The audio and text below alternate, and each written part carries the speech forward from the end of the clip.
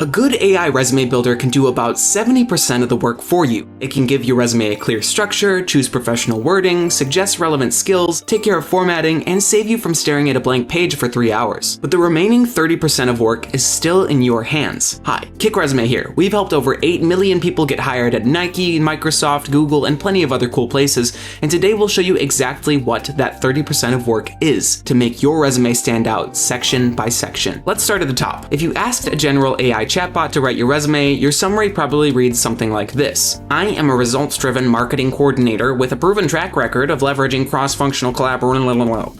First, ditch the I am. In fact, ditch all the I ams, the I's, the my's that you find in the AI-generated resume. I know that using these expressions feels natural because that's how you talk to someone in person, but on a CV, all this looks like a waste of space. And yeah, I did say a general AI chatbot, because there's a world of difference between those and the ones trained specifically for resume writing. Like, you know, the one we created. Yeah, you won't see that one writing in the first person, but I don't want to get ahead of myself. Second, proven track record of leveraging cross-functional collaboration is 4 buzzwords stacked on top of each other doing the work of 0 actual information. What did you actually do? To who? By how much? Replace the adjective with the evidence. Don't tell them you're detail-oriented. Tell them you caught a $12,000 invoicing error before it went out the door. Specific achievements are the way to go. The personalized summary can look something like this. It starts with a job title, years of experience, and specific quantifiable achievement. Next, the work experience section. AI knows what someone in your position generally does day to day.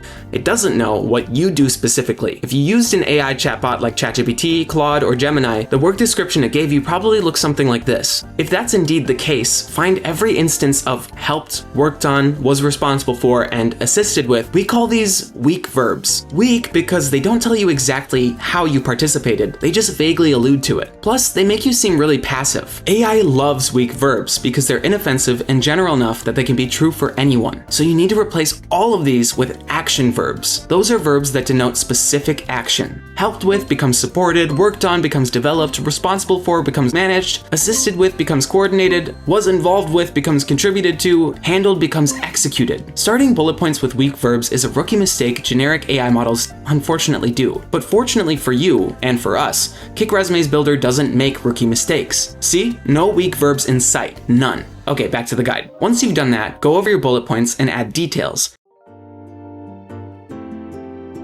Again, AI chatbots will create generic sentences like helped grow social media presence across platforms, but helped how? By how much? And in what time? Which social media platform are we talking about? AI knows a marketing coordinator probably touches social media and campaigns, so it wrote the job description version of those tasks. It has no idea what you did specifically because it wasn't there. You were. So go fill in the blank that it left for you. Personalize job description bullet points by adding quantifiable data. For example, as marketing coordinator, you can include percentages, the number of campaigns you worked on, audience growth, engagement rates, leads generated, budgets managed, or the size of the team you collaborated with. So instead of writing helped grow social media presence across platforms, you get grew Instagram from 800 to 14,000 followers in 6 months by shifting content strategy towards short form video. And of course, add the correct name of your employer and the dates of employment. AI probably doesn't know these either. Now let's move on to the skills section. Social media marketing, content creation, team collaboration, project management, communication, Microsoft Office, and again, these are skills that apply to every single marketing coordinator that has ever market coordinated. So you want to replace the generic with the specific. For example, instead of spelling out project management, go to the actual tools and programs you use to manage projects like Asana, Trello, Monday.com, or Notion. Instead of social media marketing, name the platforms and tools you worked with, such as Meta Business Suite, LinkedIn Campaign Manager, Hootsuite, or Buffer. Instead of content creation, list the software you use to create it, like Canva, Photoshop, Premiere Pro, or CapCut. You get the idea.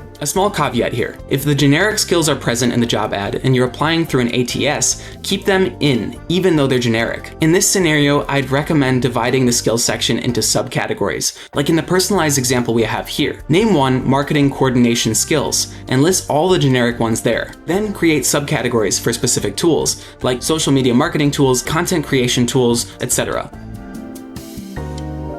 Regarding the education section, the fix is pretty straightforward. Just replace the placeholder with the name of the institution where you actually studied the actual degree, plus years of study. And if you don't have that much work experience yet, you can elaborate in your education by adding stuff like relevant courses, theses, capstone projects, relevant extracurriculars, academic awards, recognitions, and the like. Next thing AI is probably going to include is the hobbies section. This one will probably list the holy trinity of reading, traveling, and photography. These three are the most common hobbies on every resume on Earth, in that exact order, because that's statistically what AI defaults to when it has zero information about you as a person. Generally speaking, hobbies on a resume are pretty unnecessary, unless they relate to the job that you're currently after. If you want your resume to stand out, you can add more personalized sections. These could include awards and recognitions, key achievements, volunteering experience, personal projects, or conferences you presented at or attended. Relevance is the main thing. Don't add a section just to make the resume look fuller. Add it because it tells the employer something useful about your skills, experience, interests, or potential.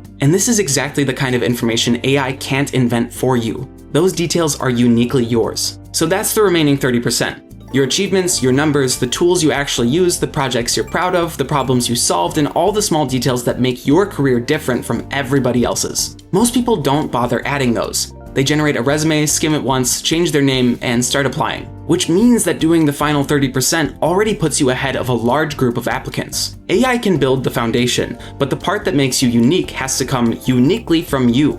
You put the U in unique. And yes, this is where we shamelessly promote our own AI resume builder, but at least we waited until the end. Well, kinda. I've been teasing it throughout the video, but Kickresume isn't just a generic AI with resume-shaped prompt slapped onto it. Our model has been specifically fine-tuned for resume writing using thousands of successful resumes, job ads, and feedback from HR experts, and a certified professional resume writer. Dang, what a title. So the output follows actual resume writing practices, not whatever generic advice the AI found floating around online. You can also choose from 4 different writing voices, depending on how you want your resume to sound. So whether you want it to feel more straightforward, confident, professional, or slightly more personal, you don't have to settle for the default corporate robot voice. And when you find a job you want to apply for, you can paste the job ad into our tailoring tool. It will analyze the posting and adjust your resume to better match the role. It uses the information already present in your resume, so it won't suddenly claim that you manage a team of 400 people, speak fluent Japanese, and invented Microsoft Excel. And if you want to learn more about tailoring your resume to a specific job or making it ATS friendly, we've already made detailed videos on both topics. Go check those out next. And that's all from us today. Let AI do the boring 70%, and we'll spice it up with a 30. Catch you later.